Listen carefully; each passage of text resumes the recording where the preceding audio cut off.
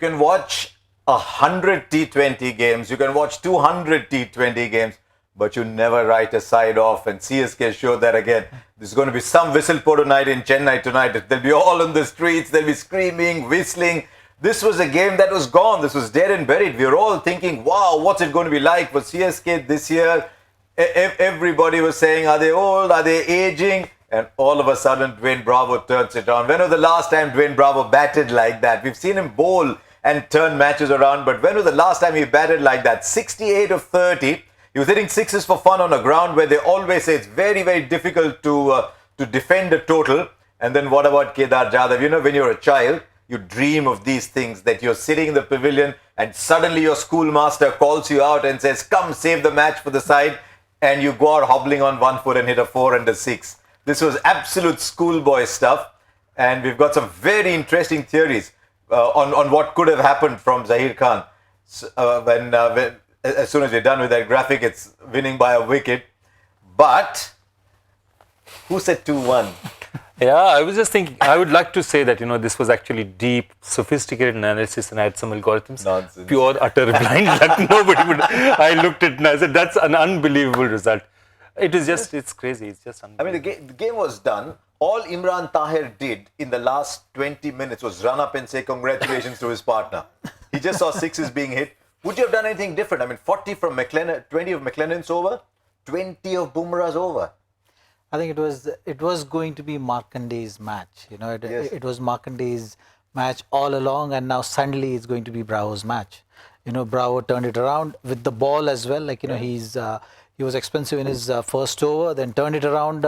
Last 3 overs just gave away 11 runs, and it's phenomenal knock. I think he just the batting display what we saw today from Bravo has been missing for the longest time. I think he was becoming more of a bowling all-rounder, wherein he started as a batting all-rounder. But now, it just looking that, he's back, with his batting and stuff. In terms of what bowlers could have done differently, I think, you had the best two bowlers bowling in the last 2 overs, 28 required, with Bumrah bowling one over and Mustafizur bowling one over. Yeah. I think it was Mumbai's game all along. You have two of the best bowlers of death bowling together. 2 overs, 28, doesn't matter who is batting. I think anyone would have thought that it's going to be Mumbai's game. They could have easily defended, but knowing that Kedar Jadhav is not fully fit, he's got that hamstring issues. The thing which surprised me, I think, that presence of mind from Fizz. He could have opted for fine leg back, third man back, because Kedar Jadhav, we all know that he likes to use the pace of the ball, and that was his option, especially when he was not fully fit. And you see that build up of that over, first 2-3 deliveries, he was looking to do that. He missed one. Probably that was the hint that he was going to use the pace. He could have opted for fine leg back, and things may have been different. Under pressure, it's always hard to think on your toes, especially in this kind of scenario. You're so used to having mid on back, not really on the 30-yard circle in these situations, and that's something which Mustafizur will have a look at it again. He will go back in the same situation and think probably, yeah, I could have done that differently. Now, I must tell you this, though, that it's very easy to think, you know what, he hit a 6 over there, and here we are sitting in the studio saying this is how it should have been. And yet we were discussing, before the 6 was hit, we were asking Zach here what he would have done with the field. And he said, no, fine leg's got to be back because he's got a hamstring problem. He's going to be looking to nudge third man or fine leg. We were actually discussing that well before that happened. And there it was waiting to be happen. I mean, this is schoolboy stuff, isn't it? Joy, you and I and all of us have dreamt about it.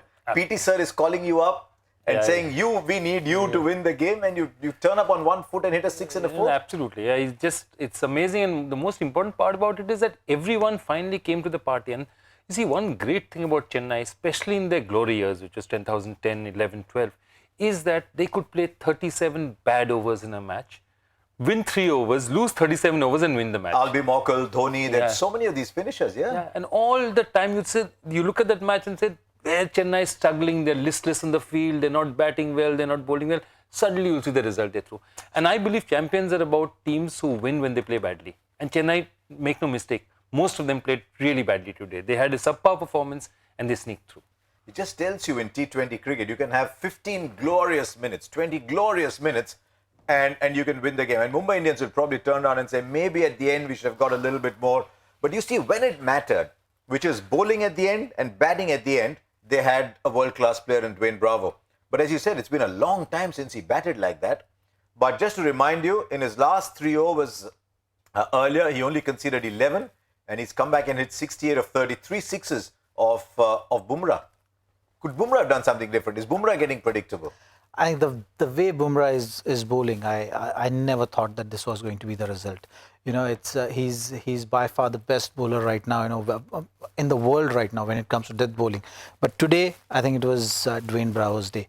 You know, he just, like Bumrah had it going, like, you know, he backed himself to bowl those Yorkers. Those Yorkers went for sixes. 2 consecutive sixes, and the pressure was back on him. And at that time, I think the momentum was with Bravo. He had that belief that he could hit big shots. He was already been destructive in the match so far. And it's just the way format goes. I think, you know, you could have done so many things differently, but Mumbai Indian, when they're sitting in the dressing room, they're going to think that, no, we had this game in our pocket, you know, and Chennai Super Kings is going to think that, you know, this game is going to get us through to the playoffs, because this game, even they in the dressing room didn't believe that they're going to win. They just thought that, okay, you know, get as close as possible, think of the net run rate. They're just playing the game. I think, you know, the result no one was really thinking of. Yes, Mumbai Indian probably was thinking that the result is always going to be in their favor. You know, it's like somebody winning more games at tennis and someone else winning more matches. Yeah. Some guys holding serve on third deuce and some guys holding serve at nil, and eventually the guy who holds serve on deuce wins. But the interesting one here is Jasprit Bumrah. We've got some numbers to suggest that Bumrah's death bowling is maybe coming under question a little bit. His death bowling economy rate since IPL 2013 is 9.9. The average death rate is 9.95. So he's really just around the average. He's an average death bowler, yeah. And I just wonder what this will do to his confidence. Yeah, I mean, the interesting thing is, for most of this match, Mumbai would have been very happy with a lot of things because their young players came through. You know, Markande would be wondering, what did I do? Bravo has just taken away not just the man of the match, the picture also. Maybe my googly would have been on the cover tomorrow. Now it's going to be Bravo's 6, you know. And that's a fact of the matter. But so many of their, you know, young guys came good. Surya Kumar Yadav came good. Kunal Pandya came good. So there's a lot to... came good, yeah. Ishan Kishan came good. So a lot to look forward to. I mean, if Mumbai could say this match is good, they'd say, other than these last 3 overs, let's forget about that. The rest of the match, they've had a good outing. They've not looked at listless side of the field. They've looked, you know, again, Hardik Pandya being injured and still going out there and bowling. And that's an interesting one. You know, I was looking at that. Is it possible for a player to come back the way he looked injured and then come back and bowl like that? And is there a chance to, you know, aggravate the injury? Well, you can get through a game, you know, even if you have a niggle, and that's something which happened. Like you saw it.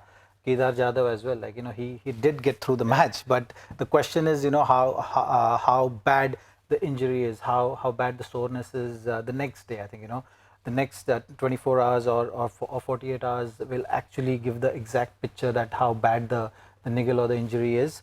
On the whole, I think, you know, the match positives, if you talk about, I think, you know, Mumbai Indian can still look at things and saying that, you know, we still have a lot of positives. Like, you know, personally for me, when I was looking at Mumbai Indian side for this season, I felt that there are some question marks on their spin department. And with Markande's performance, I think, you know, their bowling department is looking very solid. They certainly have the team to win matches consistently. On the other hand, CSK, I think, you know, they have a big question mark on Kedar Jadhav now. If hamstrings, usually hamstring injuries are the tricky ones. So, you know, it might take a couple of weeks or... Nobody knows that better. Yeah, nobody... Exactly. I think those no, but at least hamstrings are very tricky injuries. And on the whole, I think, you know, the Chennai Super Kings still have got a bit of work to do. Chennai Super Kings said, look, we actually didn't play that well and won. So what will happen if we play well? Yeah, absolutely. And my only thing is that the most overworked person there will be their physio today. he and Gregory King will be going mad trying to get this team together and patch their bodies and send them out in the game again. What about Markande? No, very few people knew anything about him. None of us had seen him bowl before. Only made his debut earlier this year for Punjab. Played only 4 T20 games, got 5 wickets in there. Economy rate of about 7.5. Best figures were 2 for 32 or something like that. Somebody has seen something in him. And I particularly like the ones that got Dhoni, the ones that got Raidu, and the one that should have got Jadhav. Actually, come to think of it, if they'd taken the DRS against Jadhav, we probably wouldn't have had a finish like this. Exactly. Absolutely. And Chennai Super Kings fans would be saying we wouldn't have had a bad hamstring. Yeah. Absolutely. But I was very impressed with Markande. I think the accuracy which he's shown was remarkable, and it's not easy for anyone to just come at such a big stage of IPL. It's such a high pressure zone when you're out there in the middle, when you have a very little experience. You are dealing with all these other factors as well, the crowd pressure, the performance pressure, and when you're bowling to someone like Dhoni, it's actually not easy. This is a big stage, and I think he's shown very good temperament and looks like certainly the find of this season. I think he's got a long way to go, and the spin department of Mumbai Indians is certainly looking better now with someone like Markande. You're right about the hamstring. We're just hearing that Kedar Jadhav said he might be out for a month. If he can on one leg hit a 6 and a 4 to win you a game, he's played his part already, hasn't he? He's played his part already, So the other interesting thing is, you pick overseas fast bowlers for a reason, because you don't have too many of those in India. And we've seen today Mark Wood comes and plays his first game, 4 overs 49. McClenaghan comes in, plays after a long time, 4 overs 40, 44, 45 something. So it's the overseas fast bowlers who went for runs, and the Indian bowlers who did a little better today. No, absolutely, and it's interesting. I mean, that extra pace always is a double-edged sword, isn't it? It's always a double-edged sword. I mean, Morne Morkel, so many teams, he's always looks like a wicket taker. But the problem is, one, they feel they can't bowl him at the death, and more importantly, he could go for 30 or 40 because the balls are just flying off their edges, And that's a big thing. A bowler of that pace, plus somebody like Mark Wood wouldn't have seen a lot of these kind of shots, Maybe Owen Morgan plays them. How many players in the world play stuff like that? And he got a lot of that happening to him today. And also the bounce of Mumbai wicket, I think. The true bounce really helps batters to just time the ball. I think when you have extra pace and the margin of error on this track, as we were talking about earlier, is less. So if you're bowling too short or too up, you can pay the price as a bowler. Did they score less, you think, 165 Mumbai Indians? I mean, it's easy to say now that they scored less, but they should have won with 165 too. Not really. I think it was a par score, and they did create that situation, that winning situation, and it was about getting wickets. They did all the things right. I think it just one spectacular innings and they lost the game. They had created the situation, like I said, last 2 overs, 28 to get with 2 of your best bowlers bowling. You can't expect more than that. I think as far as match was concerned, and the way overs were stacked up, the way Rohit approached the game, I think, and the way he led his side, it was spot on. It's just one of those days when you look back and say that wasn't your day. So the last 2 IPL games have both featured Mumbai Indians. They beat Royal Rising Pune on the last ball, and now they've virtually lost with a ball with just a ball left. Yeah, correct. Who writes the IPL scripts? Yeah, absolutely. It is unbelievable, and I've actually made an analysis of that. Even compared to other countries, the kind of finishes that we've had in the IPL are statistically crazy. I mean, you think about it, and people, they come out and they say that, oh, this has to be fixed, it's too close. And I said, yeah, try and rehearse that. Try and rehearse a batsman getting a hamstring, coming out there, putting out there and hitting it exactly right so it goes over the fielder. Or try and rehearse taking that catch in the bag, in the boundary when you're jumping a yard and a half. Joy, you and your logical mind, you're always searching for logic in conspiracy theories. I just cannot believe it. They said if they were actors like that, they would be the biggest superstars on the planet if they could act out. Nobody would be paying tax. Yeah, nobody would be paying tax. Nobody would be paying tax because Amir Khan would be hitting a 6 of the last ball every time. Exactly. So there we've had an absolutely stunning start to the IPL. One game dead and buried, and all over Chennai, as I said today, they'll be out in the streets, they'll be with their whistles on, and this has been the dream comeback to the IPL for Chennai Super Kings. And I think 20 years from now, dad will tell his son or mother will tell their daughter the way the cricket fans are going, you know, this is what Chennai Super Kings is about. This win is going to go into folklore.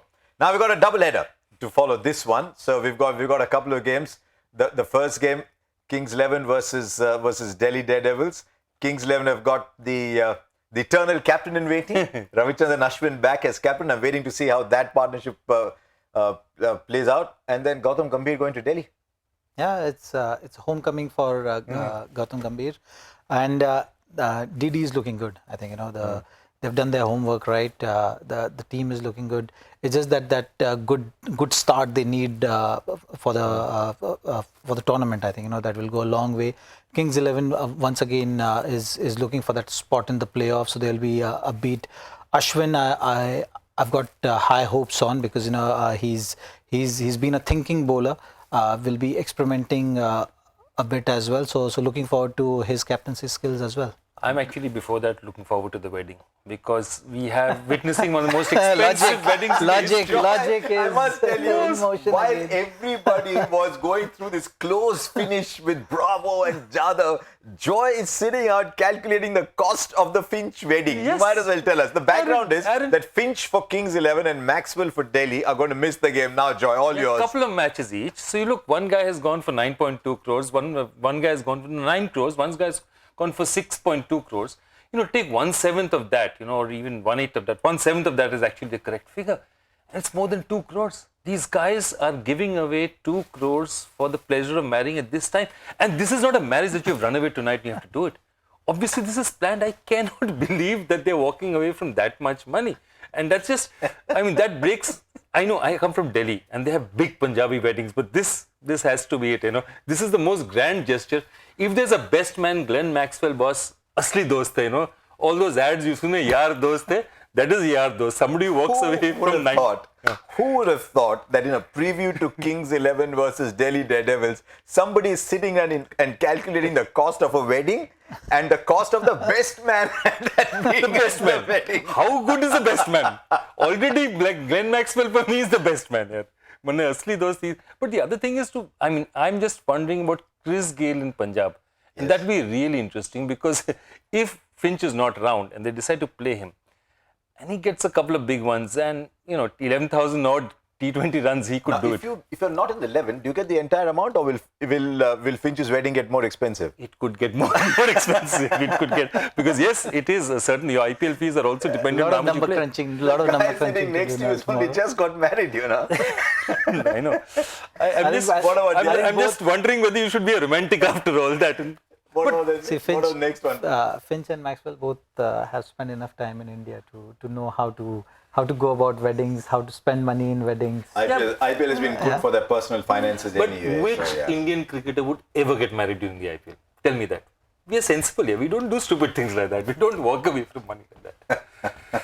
But jokes aside, even you look at this Punjab team, the other thing would be interesting is Delhi, because I believe that Gautam Gambhir actually has captained Delhi. He was the last year's captain. It was a very interesting one. They were 7-4 in 2010. They lost 3 games in a row. 4 teams ended up at 7-7, and they just didn't qualify. And that was a time I think Delhi wanted to do a reset, and he moved. And it's very interesting. If they had won any of those games, and Delhi had qualified, I'm sure Gautam Gambhir would have remained as captain in 2011, and this whole KKR saga would have not happened. And now he's gone back. He's 7 years in KKR. He's done brilliantly for them. He's gone back to Delhi. So it's something I'll watch with a great deal of interest. KKR are playing as well. Yeah, KKR is playing as well. And the good news is we have 11 fit players. So the good news is that you're still saying we. Yeah, I was about to point that out. I think, yeah. No, Kolkata has 11. Kolkata is a city. It's called the city of joy. So yes, I can say we. Kolkata Knight Riders versus Royal Challengers Bengaluru. Is it going to be the year for RCB? They start favourites on paper, don't they, against KKR? I mean, to be fair, if KKR's first 11 they fire, anything can happen.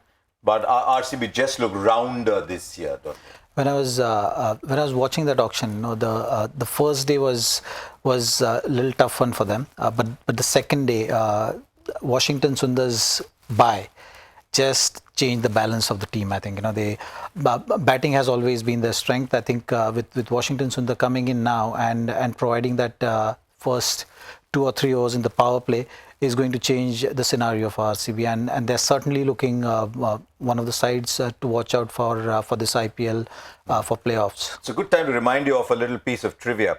The last time KKR played RCB at the Eden Gardens, it was, what, 49 all out? Over 49. And guess what RCB did? Guess what RCB did? They said, okay, you do that to us, we'll just buy all your bowlers.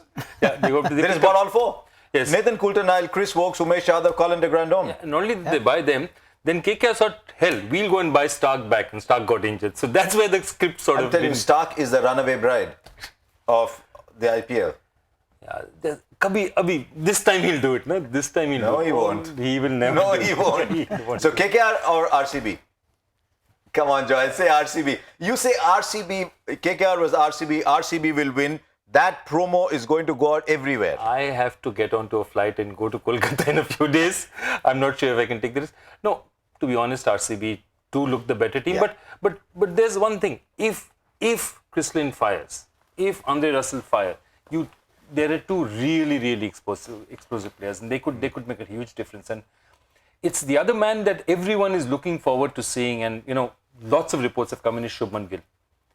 They are saying he's somebody who can bat at 3, and I've been speaking to the KKR guys, you know, especially people like, you know, Adrian and all who come from South Africa and watch these guys. Yeah, we had Simon Dool yesterday, and he said, for all your talk of Prithvi Shaw, Shubman Gill is a much better player. So let's see. We've seen Markande already make a dream debut. We've seen Ishan Kishan come and do well today. Might be Shubman Gill. Are you going RCB or are you going KKR?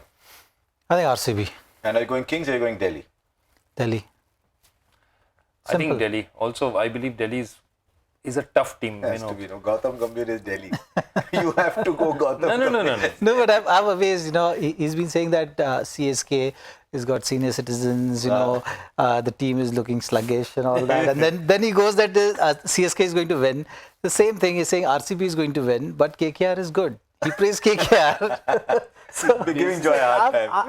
I'm just loving the balance you're creating. No, but look, I'm just really grateful to, especially to Kedar Yadav, to making sure that my prediction was right. He did it only for me. There was no other reason to hit that last 6. You know. Okay, we got just one other thing before we finish. We had introduced you to the Joy factor right at the start, where Joy said he's making a simple, you know, just moving the pawn up one step, giving you a very simple question to start off. Who has the maximum appearances in opening games of the IPL? Now, Joy, I was asked this question on WhatsApp just to test myself out. I gave one answer and I was told it's correct. My other one was wrong. Okay. But I mean, most people would go and say, okay, who won the IPL the previous year? He's probably going to play the first game. So I thought Rohit Sharma was the correct answer because Deccan Chargers won here. But that's not necessarily the correct way of doing it, right? It is actually, if you look at it, because see, you're likely to play more matches if you do that. So it is, Rohit Sharma is definitely one. He's, including today, played 6, 1 for the Deccan Chargers and 5 for Mumbai. And of course, he hasn't had a great, he's lost almost all of them, if I remember right. And the other one which is interesting is Harbhajan Singh. Because Harbhajan Singh has done now 1 for Chennai, but 5 for Mumbai. So, I mean, both of them have played 6, and that's a correct answer. Harbhajan Singh and our friend Rohit Sharma. The only thing is, this was too easy a question, but it's just, you know, soft, full toss on the off stump. Just remember, one of the things in the Joy Factor quizzes is that largely they will be ungoogleable. So you know what, just forget, just try and go back to how quizzes used to be when you said, do I know, do I not know, let me use my intuition. So there you are. That's what it, apparently a lot of people got it right. Yeah, easy one. Just, this is like so he was right about that. It was an easy one. Throwdowns. But no, the amount of crazy fans in this country, I know people who remember your ball-by-ball commentary for particular stretches of the World Cup. Why? Amazing. No, they just do. And they have a life. No, this is their life. Cricket is their life. Yeah, absolutely. Anyway, there you are. It's been a wonderful start to the IPL, and dare we remind you, the Chennai Super Kings won a game that was gone. Zach said it was in Mumbai Indians' pocket. It was probably in a vault somewhere. The game was gone. and all of a sudden Dwayne Bravo scores 68 of 30, and it's Whistle Podu. It's Whistle Podu. So there you are. That was it today. Do join us tomorrow.